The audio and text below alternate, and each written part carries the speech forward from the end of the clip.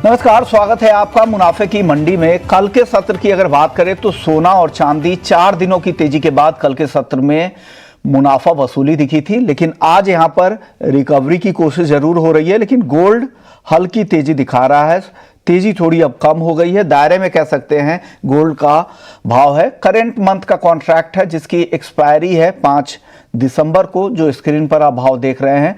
अगर आप फरवरी वायदा को अगर आप देखेंगे तो वहां पर हल्की तेजी दिख रही है।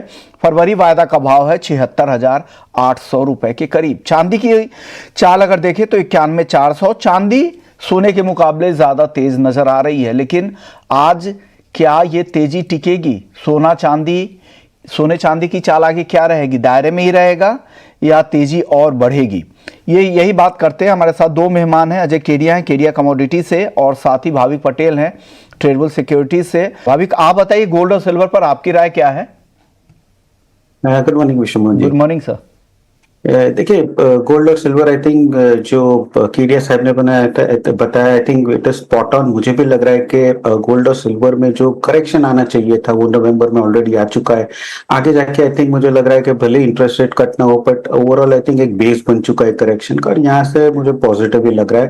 हालांकि डॉलर की जो तेजी है वो शायद अगर आगे जाते है तो थोड़ा बहुत हेडविन हो सकता है, बट अदरवाइज मुझे लग रहा है कि डॉलर की रैली भी काफी स्ट्रांग हो चुकी है, तो यहाँ से भी एक्सपेक्टेशन है कि थोड़ा बहुत गिर ही सकता है। तो ओवरऑल सबसे पहले गोल्ड की बात करें तो आई थिंक गोल्ड में जैसे केडिया जी ने बताया, मेरा भी वही अराउंड 76,500 के करीब फरवरी में बाय की रिकमेंडेशन है 77 के टारगेट के लिए, और 76,300 का स्टॉप लॉस रहेगा। और चांदी की बात करें तो चांदी में भी आज अगर देखें तो थोड़ी गोल्ड के कंपैरेटिवली थोड़ा ज्यादा आउट परफॉर्म कर रहा है, और I think gold silver ratio देखते हुए भी मुझे लग रहा है कि शॉर्ट टर्म में शायद सिल्वर ज्यादा आउट परफॉर्म कर सकते हैं। चाइना का जो डेटा है वो थोड़ा पॉजिटिव है, हालांकि हम देख रहे हैं कि ऑर्डर ज्यादा हो रहा है ट्रम्प के टैरिफ्स के पहले से, तो आई थिंक शायद सेकंड क्वार्टर में चाइना का डेटा थोड़ा स्लो डाउन हो सकता है। बट अभी के लिए मुझे लग रहा है चांदी बहुत पॉजिटिव लग रही है, तो 90,800 के करीब बाय कर सकते हैं 91,600 के टारगेट के लिए, और इंट्राडे स्टॉप लॉस रहेगा 90,400 का।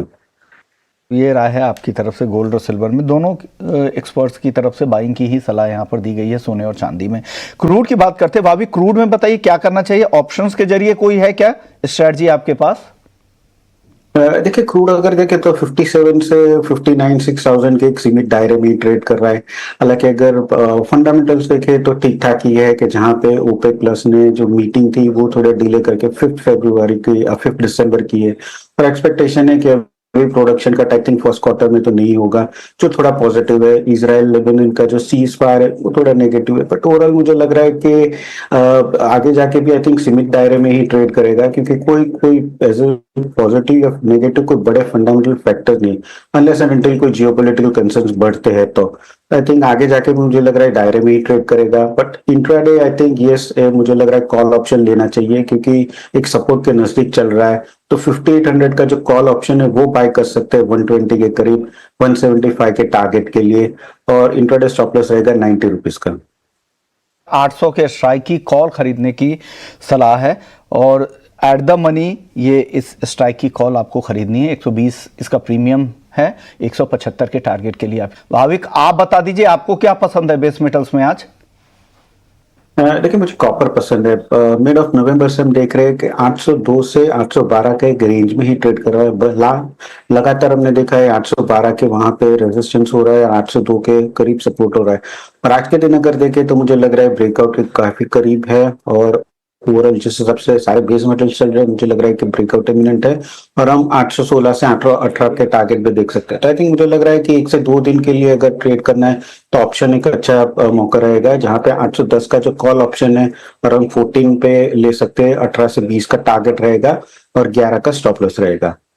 मसालों के लिए शुक्रिया भाविक पटेल साहब, आपने वक्त निकाला और नॉन एग्री मार्केट पर हमारे दर्शकों को राय की। लेकिन केडिया जी, आप बने रहिए, वक्त है ब्रेक का। ब्रेक के बाद जब हम लौटेंगे तो एक खास सेगमेंट की ओर रुख करेंगे, वो है ग्वार कॉम्प्लेक्स को लेकर, और ग्वार के जितने भी कारोबारी है, जितने भी स्टेक होल्डर्स हैं, उनके लिए क्या क्या स्ट्रैटेजी है वायदा बाजार में, ऑप्शंस के जरिए वो कैसे प्ले कर सकते हैं, कैसे हेज कर सकते हैं सारे पार्टिसिपेंट्स, सब कुछ आपको बताने वाले हैं हम ब्रेक के बाद। चलो लौटते हैं।